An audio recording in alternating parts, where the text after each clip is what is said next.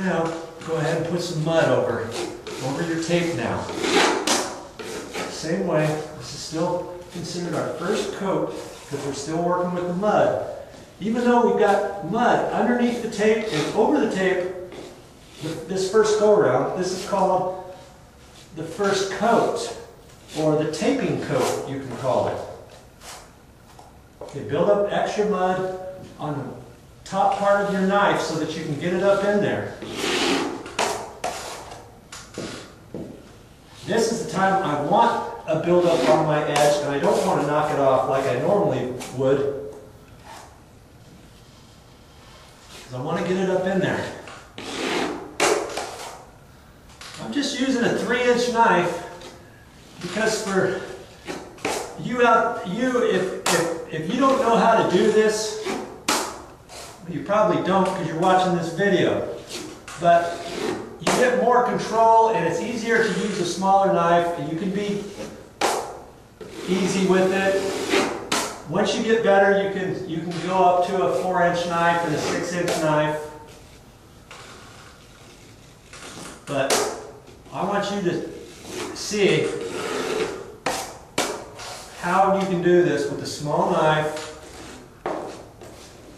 The first go around, once you get the hang of it, then you'll be going to a bigger knife. The next coat, you're going to need a bigger knife anyway. So.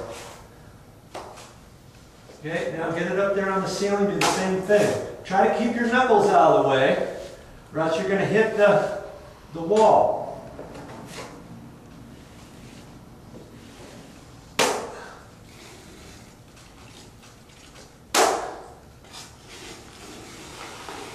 Okay, wipe on the outside edge so that you're kind of tight with the existing, and then flat right down the middle of your tape. You're going to do the same thing on your wall. Now, the inside corner, this inside edge, you're not going to get perfect this first time. Because every time you wipe on here, you get some on the wall. Every time you wipe the wall, you get some on the ceiling. You just mainly want to make sure you get a good coverage this first time with the sheetrock mud. And we'll clean it up when it dries, and then we'll put a second coat on here. Okay? Put enough mud until you feel like it's good to your satisfaction. And know that the second coat's going to cover a lot of the first bits of marks on here. You can only play with it so long before you just got to leave it alone.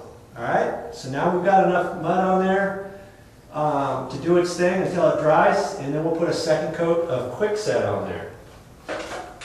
We're using quickset. And the reason why we're using quickset is because this is just one little patch. If that's all you're doing today, then I would suggest you using quickset, because you can put 2 coats of quickset on there, then you can put your finished mud on there all in one day. Next day you can come back and lightly sand it, do any little tight skim, and then you can get ready to prime and paint your patch. Okay?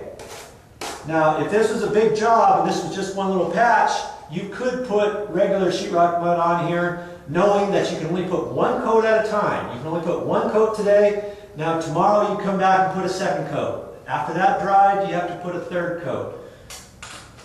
So it's nice to use quickset for little patch areas like this because it cuts down your time.